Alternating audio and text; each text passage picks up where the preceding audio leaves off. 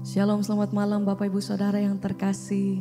Mari bersama malam hari ini kita sama-sama satukan hati. Kita mau naikkan pujian dan syukur bagi Tuhan. Saya percaya apapun aktivitas kita sepanjang hari ini, saya selalu percaya ada penyertaan Tuhan yang luar biasa. Sebab itu mari bersama malam hari ini kita datang dalam hadirat-Nya, bawa setiap hati, naikkan pujian dan syukur. Katakan, Tuhan terima kasih untuk setiap kebaikan yang kami terima sepanjang hari ini. Kalau kami disanggupkan melewati sepanjang waktu-waktu kami, Tuhan, kami tahu bukan oleh karena kekuatan gagah kami, tapi senantiasa ada penyertaan Tuhan yang luar biasa atas hidup kami sampai hari ini. Terima kasih Tuhan, terima kasih. Kami naikkan pujian kami. Kami bawa setiap doa kami malam hari ini.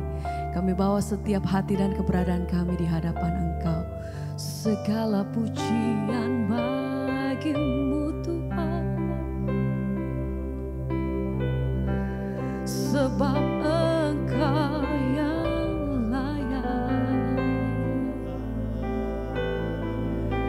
Tak pernah berhenti kasih-Mu. Engkau terlalu baik atas hidup kami Tuhan.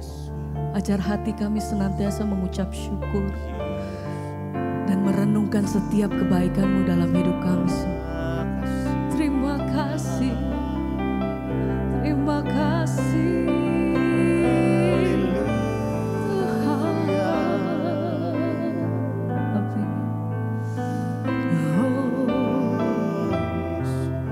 Segenap hati kami mau naikkan pujian kami Tuhan. Haleluya.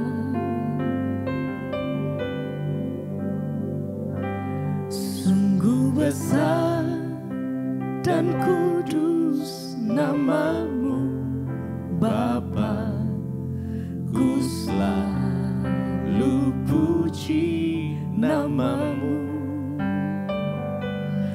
Besar setia-Mu, rahmat-Mu di dalam hidupku. Bapa, ku mengasihi-Mu. Sungguh besar dan kudus, tidak berhenti kasih setia-Mu atas kami. Ajar hati kami senantiasa bersyukur untuk setiap kebaikan yang kami terima. Pemeliharaan-Mu yang sempurna atas hidup kami sampai hari ini Tuhan. Ajar hati kami selalu mengingat kebaikan-Mu atas hidup kami. Ku mengasihi-Mu. Sungguh besar, sungguh besar dan kudus nama-Mu Bapa, ku selalu puji. Terima kasih Tuhan, sebab besar kasih-Mu, besar setia-Mu, rahmat-Mu di dalam Engkau yang pegang hidupku. Bapa, ku mengasihi-Mu. Sungguh besar dan kudus nama-Mu. Terima kasih Tuhan, ku selalu puji nama-Mu. besar kasih setia-Mu atas kami. Besar setia-Mu, rahmat-Mu di dalam hidupku. Kami panggil Engkau, Ku mengasihi-Mu. Sungguh besar dan kudus nama-Mu Bapa, ku selalu terima kasih puji nama-Mu. Bapa, Besar setia-Mu, rahmat-Mu terima di dalam kasih hidupku. Bapa, ku mengasihi-Mu. Kami bersyukur, terima kasih Tuhan. Sebab setiap hari kami melewati waktu-waktu kami di dalam kasih dan kesetiaan-Mu Tuhan. Terima kasih ajar hati kami senantiasa melihat bahwa Allah tidak pernah meninggalkan kami. Dalam situasi apapun kami tahu bahwa Tuhan, Engkau selalu menyertai setiap langkah hidup kami sampai hari ini. Terima kasih Bapa. Kami bersyukur Tuhan buat kasih setia-Mu Bapa. Anugerah-Mu besar, kemurahan-Mu melimpah dalamku.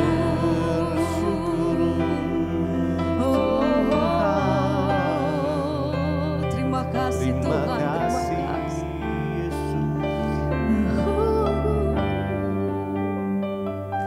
Sungguh besar dan kudus nama-Mu Bapa. Naikkan pujian ini dengan segenap hati, bukan? Lu puji nama-Mu, Besar kasih setia-Mu, besar setiamu, rahmat-Mu di sepanjang dalam waktu hidup kami Tuhan. hidupku. Bapa, ku mengasihi-Mu Tuhan, sungguh besar dan kudus nama-Mu Bapa. Kami selalu puji nama-Mu, besar tak setiamu, terbatas kasih-Mu di dalam hidupku. Oh Bapa, ku mengasihi-Mu Tuhan, sungguh besar dan kudus nama-Mu Bapa. Ku selalu puji nama-Mu, Terima kasih Tuhan, terima kasih. besar Biar malam hari ini setiamu, Tuhan, Engkau yang jamah setiap hati kami di dimanapun kami berada. hidup. Tuhan, Engkau yang bekerja Tuhan, mengalir kuasa-Mu, mengalir kasih-Mu. Haleluya, oh, terima kasih Tuhan. Bahwa setiap hati kami malam hari ini menikmati kasih dan hadirat-Mu, mengalir kuasa-Mu. Terima kasih. Terima kasih Tuhan. Ku angkat hatiku, kami pandang Ku pandang kekudusan-Mu saat ku sembah, saat ku sembah. kami puji, Ku puji-Mu, ku rasakan kehadiran-Mu Tuhan. Ku angkat segenap hati kami nyatakan Tuhan. ku pandang kekudusan-Mu Saat hati kami menyembah, saat ku sembah. kami memuji Engkau yang kudus. Ku rasakan kehadiran-Mu Tuhan. Ku angkat hatiku. Terima kasih Bapa. Ku pandang kekudusan-Mu Oh, saat ku sembah. Ku puji-Mu, ku rasakan kehadiran-Mu Tuhan. hati kami menyembah Engkau Allah yang kudus, Allah yang bertahta di atas setiap pujian umat-Mu, Allah yang bertahta di setiap pujian anak-anak-Mu. mengalir kuasa-Mu Tuhan. Terima kasih Yesus. Haleluya. Hadirat-Mu nyata. Hadirat-Mu penuh. Hadirat-Mu penuh di setiap hati kami. Haleluya.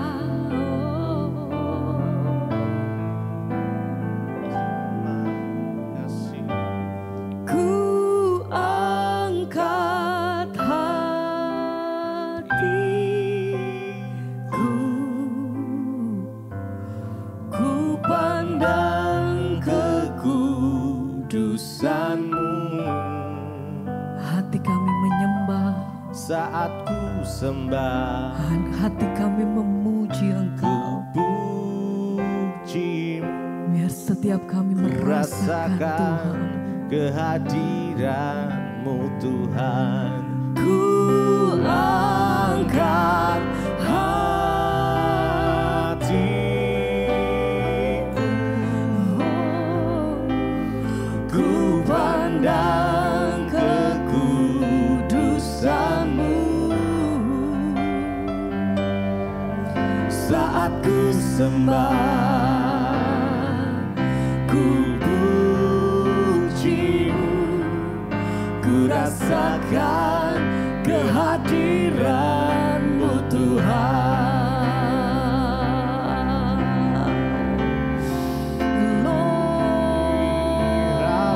Rasakan kehadiran-Mu. Sembah bagi Kami nikmati keindahan-Mu Tuhan. Oh Yesus, terima kasih.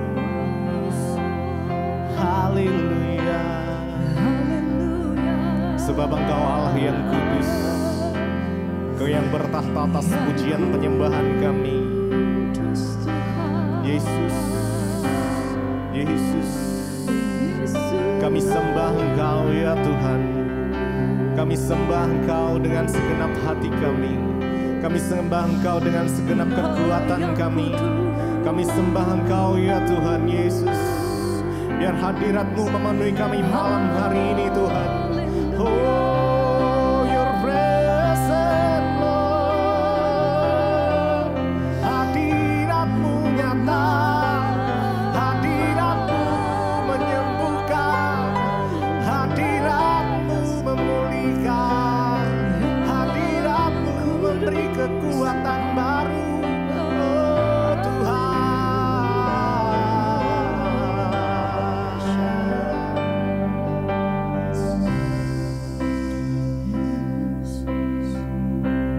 Kau Allah yang kudus, Kau Allah yang kudus.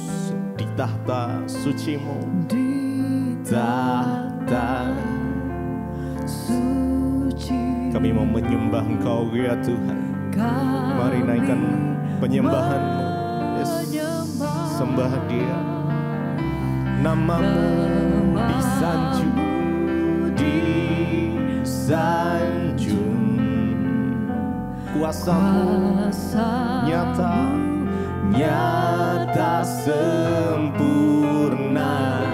Kami puja, kami sembah Engkau Tuhan. Engkau Raja mulia. Kau Allah yang kudus, Allah yang kudus. Kau Allah yang kudus. Jesus, haleluya. Di tahta suci-Mu, di tahta suci-Mu kami menyembah, sembah Dia. Oh, nama-Mu disanjung, kuasa-Mu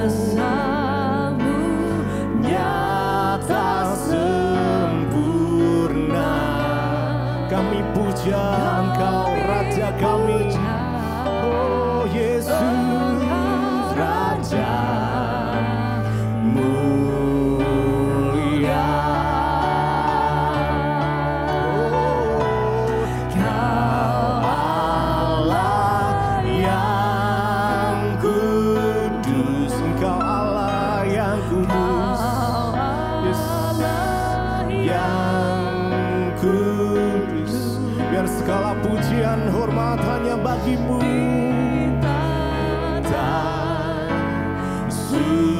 Suci-Mu kami menyembah-Mu ya Tuhan. Oh Yesus, kami sembah Kau. Nama-Mu disanjung, kuasa-Mu nyata sempurna. Kami puja Engkau Raja, Engkau Raja mulia. Mari lebih lagi, Engkau Allah yang kudus, yang kudus, Engkau Allah yang kudus, yang kudus. Biarlah kekudusan-Mu melingkupi kami ya Tuhan. Tata suci-Mu kami menyembah-Mu ya Tuhan. Menyembah, oh nama-Mu disanjung, disanjung. Kuasa-Mu nyata sempurna, nyata sempurna. Kami puja Engkau Raja kami, Raja mulia. Oh Yesus Tuhan, biar kekudusan-Mu melingkupi setiap kami. Kuasa-Mu nyata Tuhan. Kau Allah yang kudus, Kau Allah yang kudus. Di tahta suci-Mu, tahta suci-Mu kami menyembah-Mu ya Tuhan. Menyembah, biar nama-Mu yang ditinggikan ya Tuhan. Nama-Mu disanjung, kuasa-Mu nyata sempurna. Kami sembah Engkau Raja kami, Engkau Raja mulia.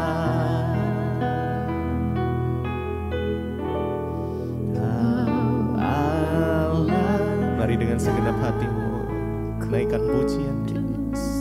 Rasakan hadirat-Nya mengalir. Kami rasakan hadirat-Mu ya Tuhan. Kekudusan-Mu melingkupi setiap kami. Jesus, Jesus. Suci-Mu kami menyembah Engkau ya Tuhan. Yes. Mari sembah Dia. Nama-Mu disanjung, kuasa-Mu nyata. Kami percaya ya sempurna. Kami puja Engkau Raja kami, mulia.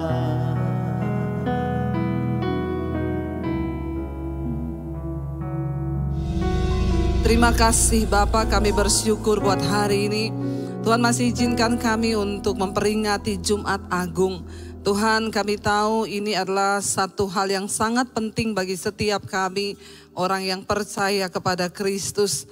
Kami bersyukur biar hari ini bukan hanya sekedar menjadi peringatan bagi kami, tapi ada makna yang dapat kami ambil dan kami hidupi di dalam hidup kami, agar kami sungguh-sungguh menghormati pengorbanan Kristus. Urapi hamba-Mu yang tidak ada apa-apanya, urapi setiap kami. Di dalam nama Yesus kami buka hati bagi firman Tuhan.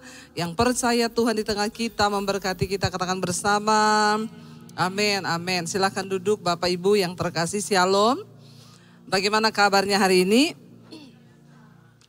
Luar biasa, kita masih diizinkan Tuhan untuk bisa merayakan Jumat Agung pada hari ini, saudara. Ini adalah sebuah peringatan yang sangat penting bagi orang percaya, karena ya inilah memang esensi dari kekristenan, yaitu karya penebusan Kristus ya. Mari kita langsung buka saja bersama Injil Matius pasal yang ke-26. Injil Matius pasal yang ke-26 ayat yang ke-57, saudara. Injil Matius 26 ayat yang ke-57 mulai firman Tuhan. Di sana judul perikopnya Yesus ya di hadapan mahkamah agama. Ya, kenapa sih Yesus itu ditangkap? Kenapa Yesus harus dihukum? Ayat yang ke-57 berkata, di sana kita baca secara ya bersama-sama 1 2 3. Sesudah mereka menangkap Yesus, mereka membawanya menghadap Kayafas imam besar. Di situ telah berkumpul ahli-ahli Taurat dan tua-tua. Ayat 58. Dan Petrus mengikuti dia dari jauh sampai ke halaman imam besar, dan setelah masuk ke dalam, ia duduk di antara pengawal-pengawal untuk melihat kesudahan perkara itu. 59. Imam-imam kepala malah seluruh mahkamah agama mencari kesaksian palsu terhadap Yesus supaya ia dapat dihukum mati. Saudara, kita tahu bersama memang Yesus tidak berbuat kesalahan. Ya, dan memang tapi kita juga tahu bersama dia datang memang untuk menggenapi ya kehendak Bapa, yaitu karya penyelamatan bagi setiap manusia. Nanti kita akan bahas. Jadi mereka susah untuk mencari alasan untuk membunuh dan menyalibkan Yesus. Saudara, bagi kita tanda salib itu ya adalah sebuah saya tuh pakai tanda salib ya di kalung saya. Sebuah peringatan bagi kita bahwa ya seseorang pernah menebus kita, dia pernah mati, dan salib itu sangat berarti bagi kita orang Kristen. Tapi tidak begitu bagi orang Yahudi, saudara. Orang Yahudi itu tidak suka lihat orang pakai lambang salib. Kenapa? Karena bagi mereka itu lambang aniaya, lambang penderitaan. Ya, kenapa? Karena pada zaman itu setiap orang yang berbuat kesalahan yang sangat besar, dia harus dihukum, yaitu lewat cara penyaliban. Ya, kenapa? Mungkin ada yang berkata, kenapa Yesus nggak ditembak mati? Ya memang pada zaman itu hukuman matinya adalah salib ya bagi orang Yahudi, bagi orang yang sudah berbuat jahat yang tidak lagi dapat diampuni, maka salib itu adalah hukuman terberatnya. Dan itu ditaruh, kalau saudara yang pernah pergi ke Israel, kita melihat itu ditaruh di depan tempat umum, di tengah kota. Dengan tujuan apa? Supaya semua orang melihat bahwa orang yang tergantung di salib itu adalah benar-benar orang yang bejat, menjadi tontonan umum. Setelah dia disiksa, maka dia akan digantung, dibiarkan sampai mati sendiri di atas salib. Itu adalah penghukuman yang begitu luar biasa. Makanya orang Yahudi itu nggak suka pakai orang yang lihat orang pakai lambang salib. Waktu saya bawa grup di Israel, ya seorang tour guide itu dibilang di sana, Bu, ya bagi orang Yahudi itu mereka tidak suka dengan lambang salib. Kenapa? Bagi kami, saya bilang orang Kristen itu sebuah kebanggaan karena kami telah ditebus oleh darah Yesus. Oh, enggak begitu dengan orang Yahudi, karena mereka melihat salib itu melihat sebuah penghukuman, aniaya dan penderitaan. Ketika para mahkamah agama mencari kesaksian, mereka berusaha, saudara. Apa yang kira-kira dapat dituduhkan kepada Yesus? Dan Alkitab mencatat di situ imam-imam kepala, ya malah seluruh mahkamah agama itu apa? Mencari kesaksian palsu ya terhadap Yesus supaya ia dapat dihukum mati. Untuk orang bisa dihukum mati ya harus sepadan dengan penghukuman salib itu. Misalnya dia bunuh orang, dia perkosa orang, atau dia seorang penjahat. Lalu dikatakan di sana, tetapi ayat yang ke-60, tetapi mereka apa? Tidak memperolehnya. Walaupun tampil banyak saksi dusta, tetapi akhirnya tampillah 2 orang.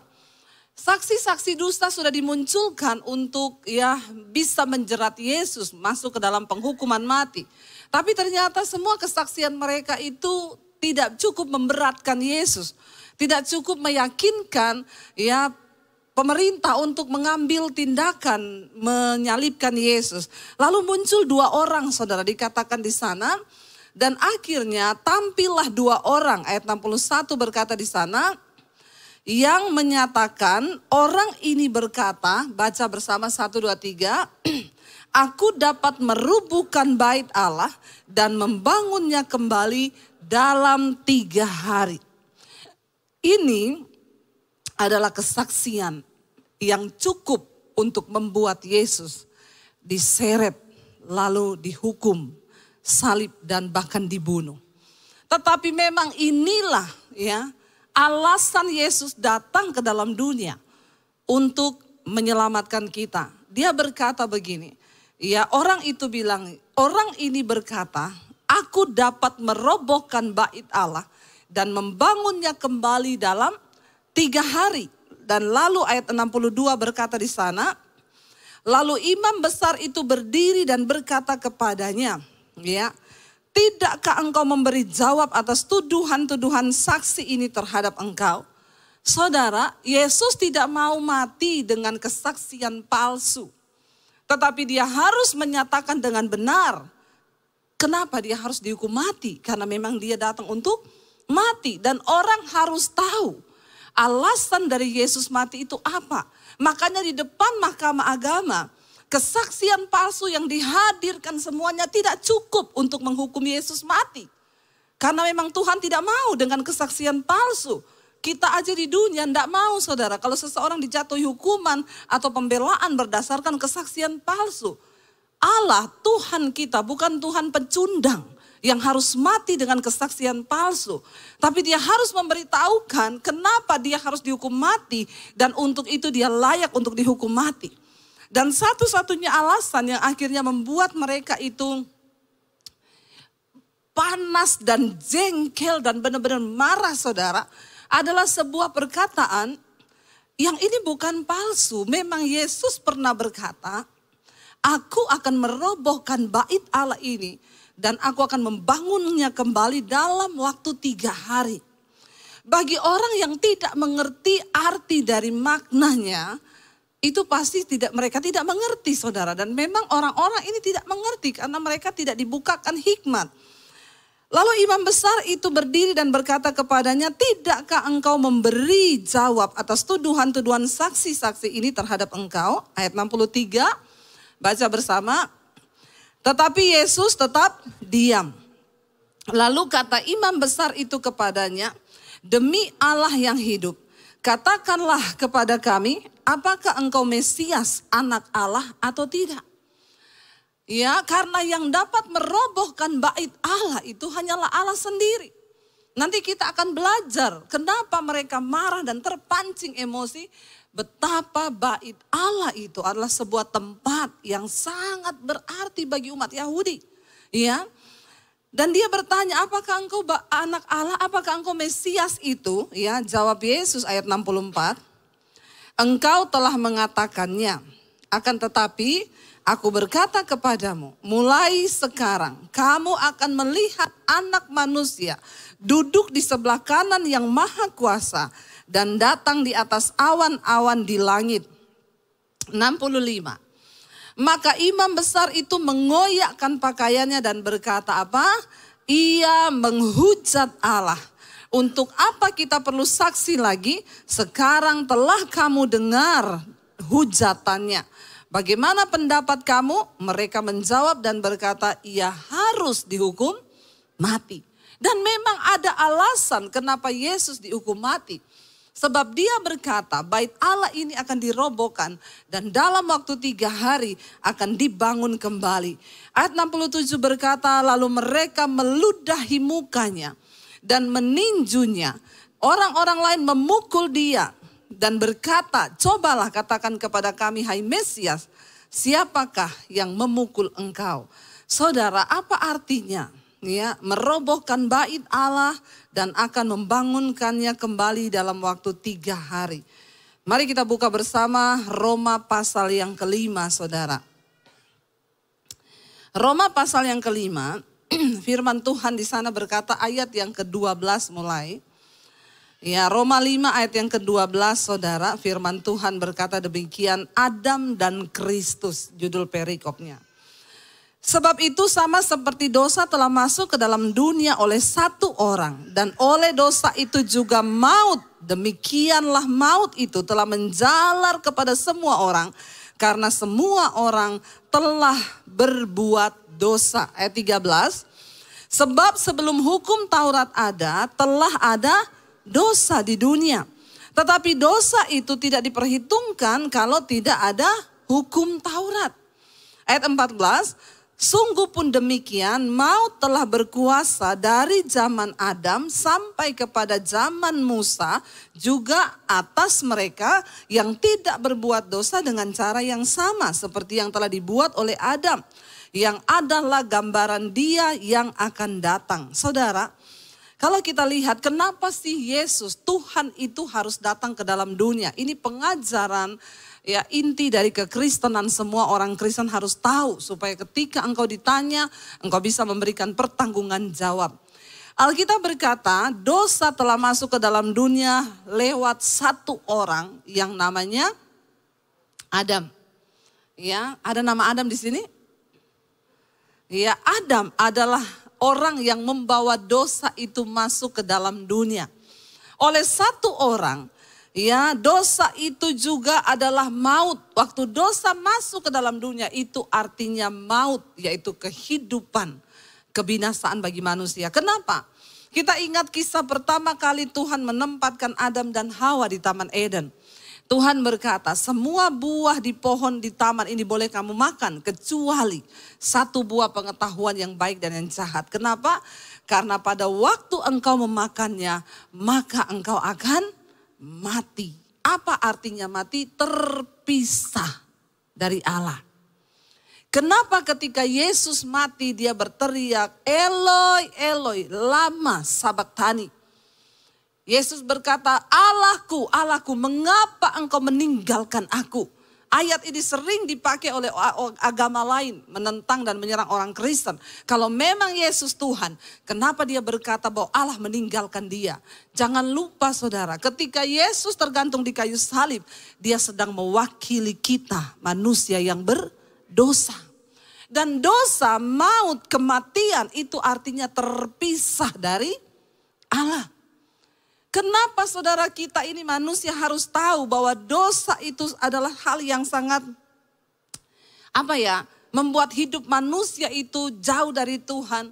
Ketika engkau berbuat dosa itu artinya kita terpisah dari Allah. Ketika Adam dan Hawa melanggar perintah Allah itu, mereka makan buah itu, mereka saat itu juga mati. Bukan mati saja secara fisik, tapi mereka juga mati secara roh, yaitu binasa karena terpisah dari Allah. Perasaan itu yang Yesus alami ketika dia mati di kayu salib. Dia berkata, Eloi, Eloi, lama sabachthani. Kenapa engkau meninggalkan aku Bapa? Karena dia sedang berseru mewakili orang berdosa yang harus mati ke dalam alam maut untuk menyelesaikan dosa saudara dan saya. Sama seperti dosa yang masuk ke dalam dunia oleh satu orang yaitu Adam. Dan dosa itu menjangkiti semua orang yang ada di dunia. Dan dosa itu adalah dikatakan kematian atau kebinasaan. Sebelum hukum Taurat ada, dosa telah ada. Tetapi dosa itu tidak diperhitungkan kalau tidak ada hukum Taurat. Tuhan membawa hukum ke dalam dunia agar hidup manusia itu menjadi baik. Mau dikembalikan kepada posisi semula. Tapi ternyata tidak bisa karena dosa itu memang menarik saudara. Ayat yang ke-15 berkata, kita tahu bersama dosa itu upahnya maut, semua pasti mati, kehilangan kemuliaan Allah, kita terpisah dari Allah. Tapi ayat 15 berkata di sana, kita lihat, tetapi karunia Allah tidaklah sama dengan pelanggaran Adam. Sebab jika karena pelanggaran satu orang semua telah jatuh di dalam kuasa maut, jauh lebih besar kasih karunia Allah dan kasih karunia yang dilimpahkannya atas semua orang karena satu orang, yaitu siapa? Yesus Kristus. Dan kasih karunia tidak berimbang dengan dosa satu orang. Sebab penghakiman atas satu pelanggaran itu telah mengakibatkan penghukuman. Tetapi penganugerahan karunia atas banyak pelanggaran itu mengakibatkan pembenaran. Sebab ayat 17 berkata, jika oleh dosa satu orang maut telah berkuasa oleh satu orang itu, maka lebih benar lagi mereka yang telah menerima kelimpahan kasih karunia dan anugerah kebenaran akan hidup dan berkuasa oleh karena satu orang, yaitu siapa? Yesus Kristus. Kita tahu sejak manusia berbuat dosa, dia terpisah dari Allah dan manusia itu terus berusaha membangun kembali hubungan dengan Tuhan. Tapi saudara, akibat dosa kita benar-benar tidak dapat kelayakan. Akhirnya peraturan demi peraturan hukum Taurat datang. Kalau kamu berbuat dosa, kamu harus menyembelih ya lembu, sapi, domba, dan engkau harus mencurahkan darahnya. Imam-imam itu harus masuk mengadakan pendamaian di dalam bait Allah. Kenapa tadi saya berkata bait Allah begitu penting bagi umat Yahudi? Karena itu adalah sebuah tempat mereka mengalami perjumpaan dengan Allah. Dan bait Allah itu sendiri adalah tempat pengampunan dosa. Dan hanya Allah lah yang berkuasa untuk mengampuni dosa. Bagi mereka pernyataan Yesus itu sangat menghujat karena dia berkata dia akan merobohkan bait Allah itu. Dan membangunnya hanya dalam waktu 3 hari. Saudara bayangkan kalau sampai hari ini Yesus itu tidak datang. Dia tidak mati. Maka saudara bisa bayangkan seluruh umat manusia di dunia. Kita kalau bikin dosa harus pergi cari lembu, sapi, kambing, domba untuk dipersembahkan darahnya. Dan kalau kita baca peraturan hukum Taurat, engkau bikin dosa ini, engkau harus sembelih yang tambun, yang berumur sekian bulan. Engkau bawa dengan roti yang tidak beragi, engkau persembahkan dengan tepung 1 eva dengan ini. Peraturan hukum Taurat itu begitu rupa.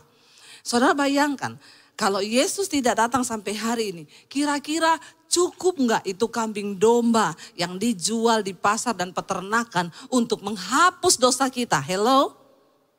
Cukup? Maka akan kekurangan kambing domba. Kenapa? Karena dosa manusia lebih banyak daripada. Amin. Dan saudara, ketika Yesus menyatakan pernyataan itu, karena dia melihat memang sudah tidak bisa. Manusia itu diselamatkan dengan apapun gak bisa. Dosa mereka sudah terlalu bejat. Manusia itu sudah terlalu kotor. Dengan darah apapun tidak sanggup lagi untuk membersihkan dan menguduskan. Jadi harus Allah yang turun dalam rupa manusia itu. Banyak orang bertanya, kalau dia memang Tuhan, kenapa dia harus jadi manusia? Memang untuk menunjukkan jalan keselamatan, Allah itu harus menjadi manusia. Supaya manusia itu mengerti. Ya, kita mau bicara sama semut saudara. Kalau kita lihat semut mau jatuh di jurang. Lalu kita bilang, semut kamu mau jatuh loh di jurang. Kira-kira dia mengerti enggak? Enggak, maka kita harus jadi semut untuk bisa bicara kepada semut. Allah yang begitu hebat, begitu mulia, berbicara lewat nabi-nabinya. Dia sampaikan hukum-hukumnya, tapi nabinya dibunuh. Bangsa Israel memberontak, manusia tetap menjadi bejat karena memang lebih mudah untuk hidup dalam dosa ketimbang hidup dalam kebenaran.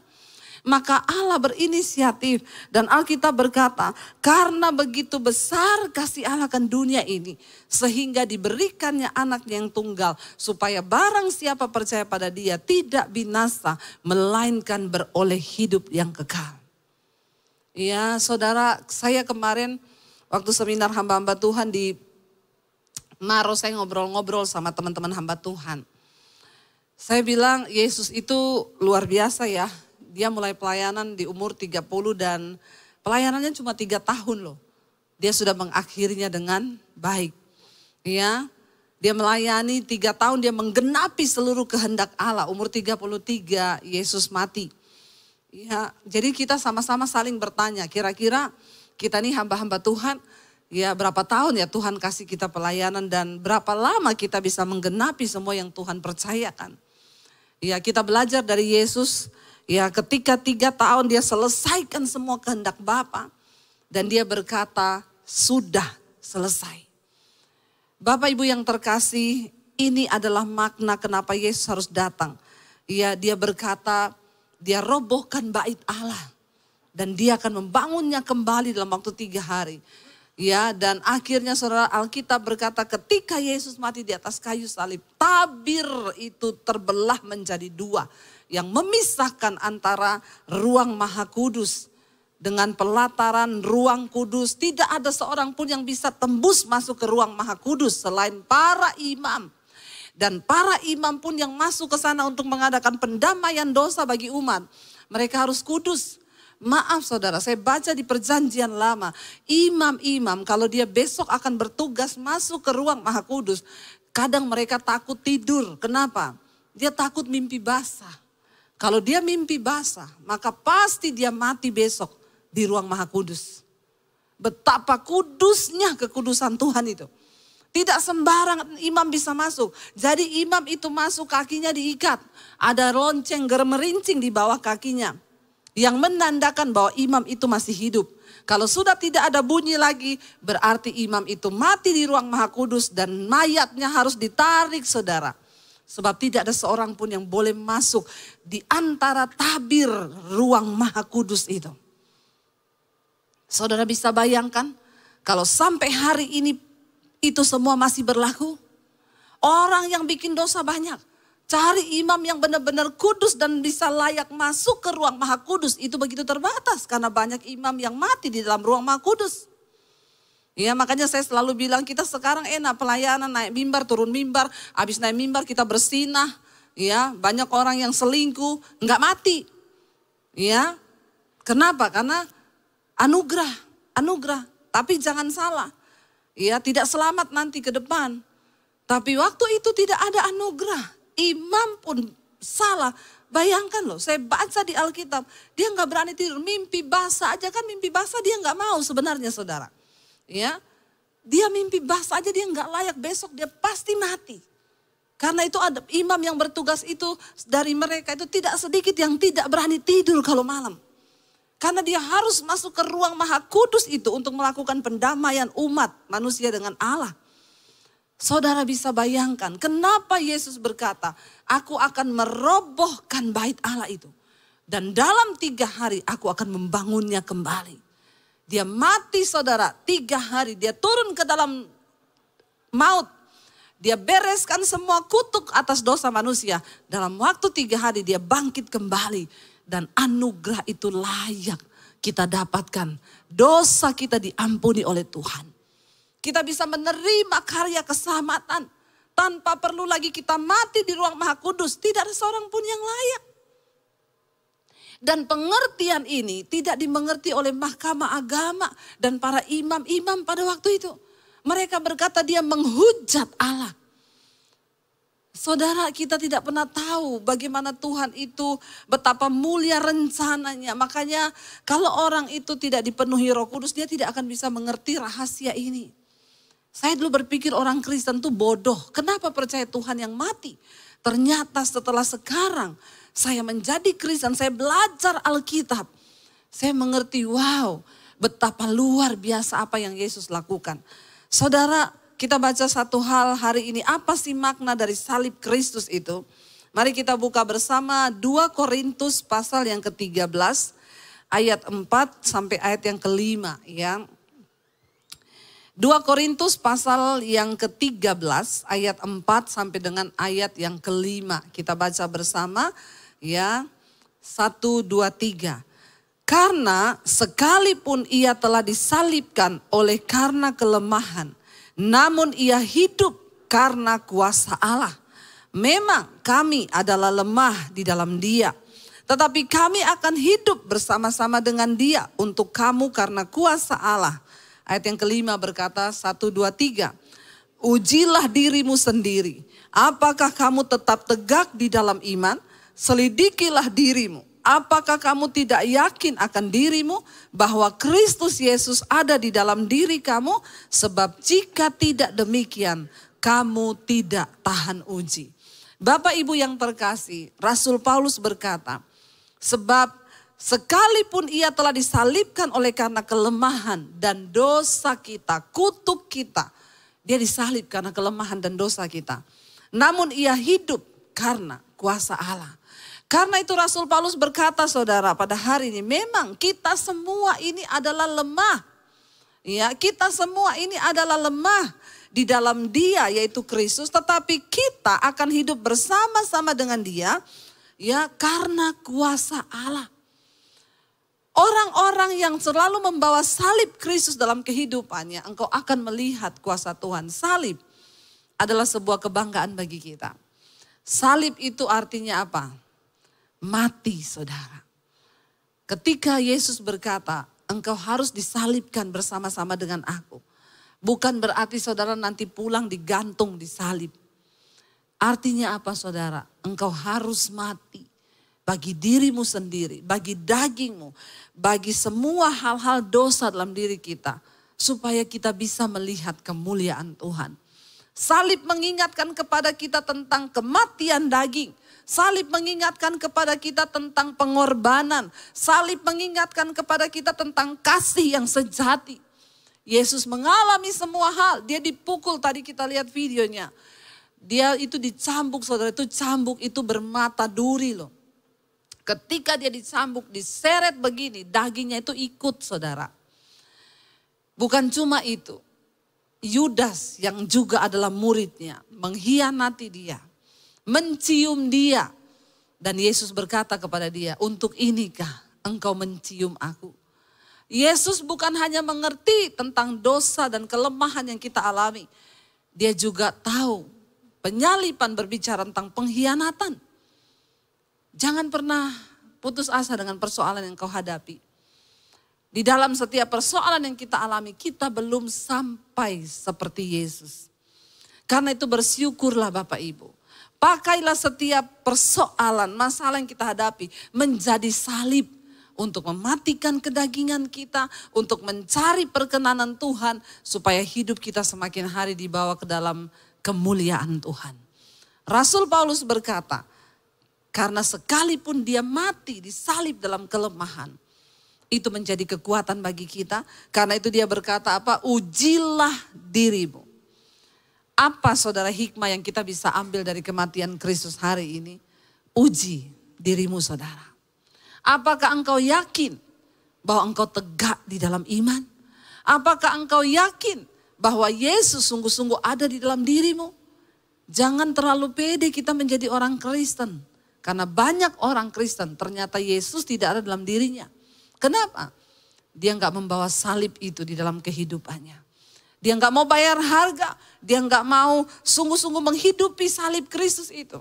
Karena barang siapa yang mati bersama dengan Kristus, hanya dialah yang akan dibangkitkan bersama-sama dengan Kristus. Ayat ini berkata, ujilah dirimu sendiri. Ya bahwa Kristus Yesus ada dalam kamu, sebab jika tidak demikian, kamu tidak akan tahan uji. Keadaan ke depan mungkin tidak akan semakin baik karena memang Alkitab berkata begitu.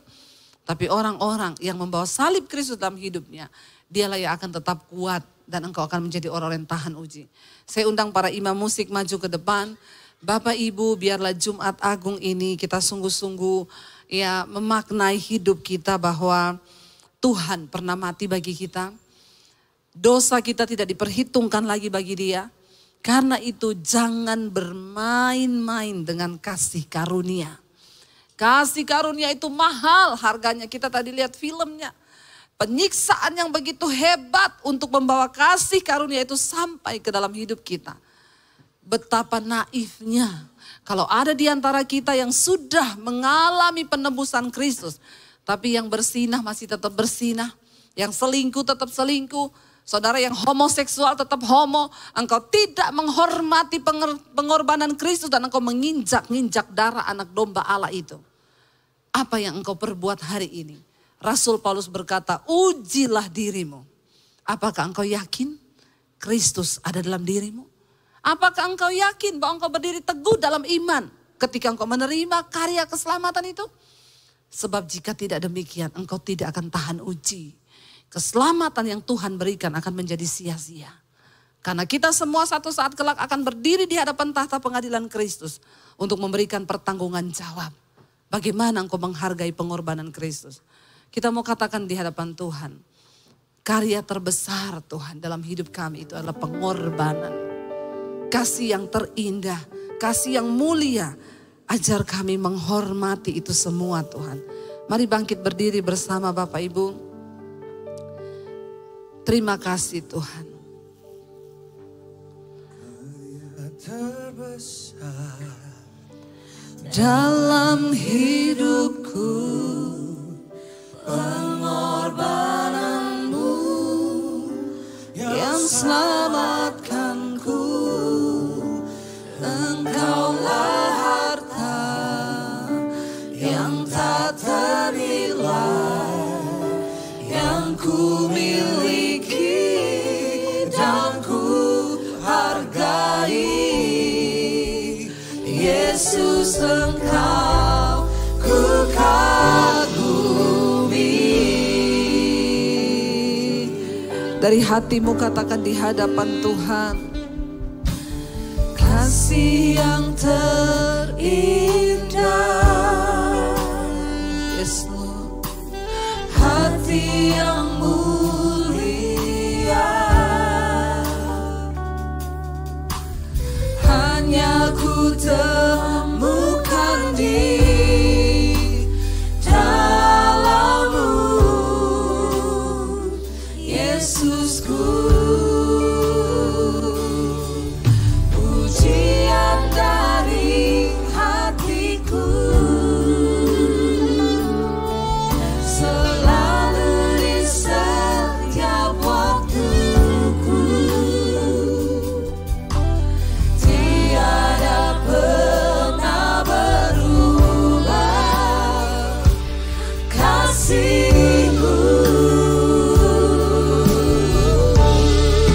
Karya terbesar dalam hidupku, pengorbananmu yang selamatkanku. Engkaulah harta yang tak ternilai, yang ku miliki dan ku hargai. Yesus, Engkau ku kagumi. Mari kita tundukkan kepala dalam hadirat Tuhan. Katakan, Tuhan terima kasih kalau Engkau masih izinkan kami boleh ada di Jumat Agung ini Tuhan. Bapa, ajar kami menghormati, menghargai akan pengorbanan Kristus dalam hidup kami. Ajar kami tidak bermain-main lagi dengan dosa. Ajar kami menghormati setiap tetes darah yang tercurah. Ajar kami menghormati setiap daging yang tercabik karena cambukan. Terima kasih Tuhan. Engkau mati karena kelemahan kami. Engkau mati karena dosa-dosa kami. Karena itu ajar juga kami memaknai salib itu dalam hidup kami. Mungkin hari ini ada di antara kami yang tersakiti. Kami mau belajar untuk melepaskan pengampunan, menyalibkan harga diri kami.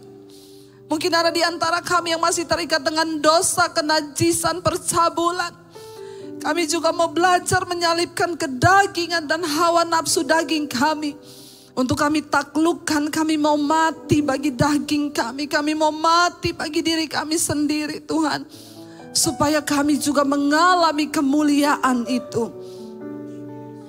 Rasul Paulus mengingatkan kepada kita, ujilah dirimu saudara.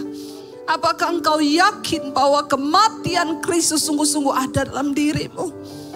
Apakah engkau yakin bahwa sungguh-sungguh kasih karunia itu sudah ada dan engkau hargai dalam hidupmu? Karena jika tidak demikian, engkau tidak akan tahan uji menghadapi tantangan zaman yang akan semakin berat. Minta anugerah Tuhan dalam hidup kita.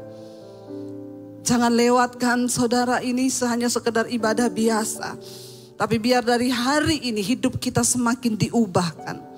Hidup kita semakin dipulihkan. Terima kasih Bapa. Terimalah berkat dari Allah Bapa, cinta kasih dari Tuhan Yesus Kristus, penyertaan Allah Roh Kudus yang akan memenuhi hati dan hidupmu mulai hari ini, bahkan sampai kali yang kedua Tuhan Yesus datang menjemput kita. Namamu tercatat di dalam kitab kehidupan. Di dalam nama Tuhan Yesus yang percaya diberkati Tuhan, katakan bersama amin, amin, amin.